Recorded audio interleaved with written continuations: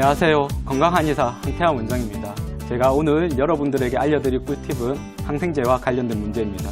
지금 전 세계 보건의학에서 가장 심각하고 중요한 문제를 하나 꼽으라고 한다면 단연 1순위는 항생제 내성균 문제입니다.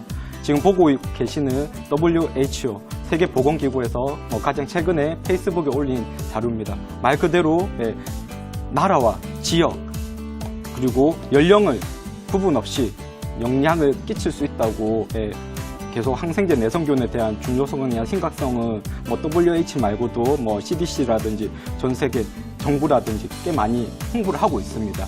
그러면 항생제는 언제 쓰는 약이냐고 하면 세균 감염을 치료하는 약입니다.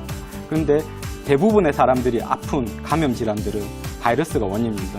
감기라든지 독감, 기관지염 이럴 때는 항생제는 전혀 효과가 없습니다. 간혹 이와 같은 경우에 일부 환자들이나 아니면 일부 의료인들 중에서 더 심한 병으로 진행될 수 있으니까 예방차라든지 2차 세균 감염을 예방하기 위해서 항생제를 먹어야 한다고 해서 오남용하는 경우를 많이 지켜보게 되는데요. 그런 부분들은 이미 예방의 효과도 없다는 것은 다 밝혀져 있으니까 꼭 사용을 오남용을 안 하시는 게 좋고요. 그리고 또 하나 항생제는 당연히 몸에 염증이 있으면 먹어야 되는 거 아니야? 라고 또 많이 듣게 됩니다.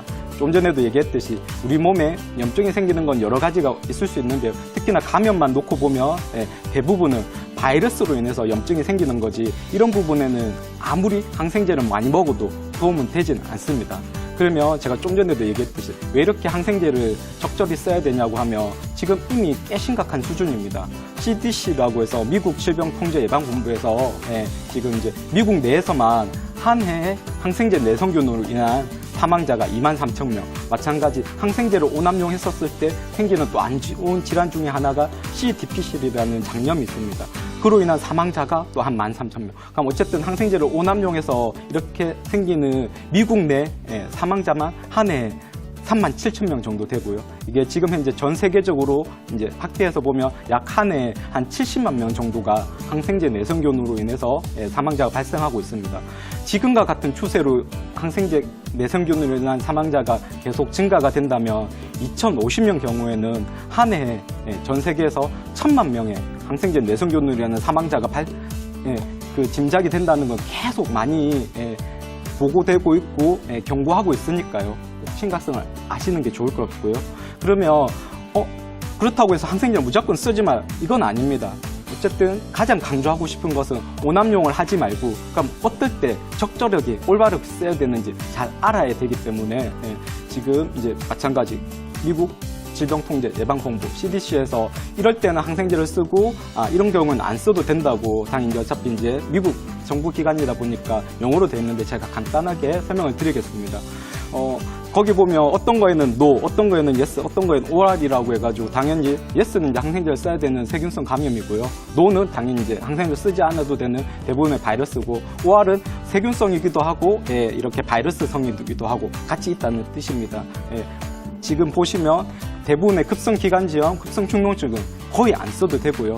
중형 같은 경우는 일부분 써야 되는 경우가 있습니다. 그럼 제가 하나하나 급성기관지염 가래는 거의 안 써도 된다고 보시면 됩니다. 아예 쓰지 말라고 하고 있고요. 마찬가지 가래도 대부분은 오늘처럼 미세먼지가 심하든 바이러스 감염이 감기나 기관지염 때문에 많이 생기는 거니까 이럴 때는 전혀 항생제를 먹으면 도움이 되진 않습니다. 그 다음은 급성축농증도 거의 한 95에서 98%는 그 원인이 바이러스성이기 때문에 전혀 도움이 되진 않습니다. 그럼 간혹 일부분이지만 급성 세균성이 축농증이 있는데요. 어느 경우냐고 하면 39도 고열이 3, 4일 이상 난다든지 그러면서 저희가 일반적으로 알고 있는 급성 축농증의 증상인 누런 콧물이나 이런 부분들이 같이 동반되는 경우 그리고 또 하나는 이렇게 급성 축농증이라고 의심되는 누런 콧물, 코막힘이 거의 열흘에서 2주 이상 지속된다든지 그러면서 안명통이나 두통 있을 때는 세균성이 축농증일 가능성이 있으니까 이럴 때는 항생제가 필요할 수 있고요. 그리고 또 하나는 중이염. 중이염은 조금 더 항생제를 먹어야 될 확률은 높은데요. 대신에 만 2세가 넘어가면 이것도 거의 항생제를 먹을 경우가 거의 없습니다. 만 2세 이상의 아이에게서 39도 고열, 그 사진상에 보다시피 고막에 이렇게 고름이 꽉 차서 막 터질 듯한 이럴 때는 항생제를 복용하는 게 맞고요. 그럼 그렇지 않은 대부분의 경우에는 항생제를 복용하지 않아도 됩니다. 마지막으로 이 문제가 원체 심각하기 때문에 지금도 유튜브에서 아마 보건복지부에서 올린 영상이 있습니다. 예, 항생제 내성 예방 캠페인이라고 검색해서 보시면 한 2분 정도 되는 그 항생제 내성균을 예방하기 위한 캠페인으로 강조하는 게 감기약에 항생제를 쓰지 말라는 부분입니다. 그래서 지금 전 세계적인 항생제 내성균의 심각한 문제를 해결하기 위해서는 항생제 오남용을 줄이는 것이 가장 중요한 문제입니다. 이상 건강한 인사 황태환 원장이었습니다.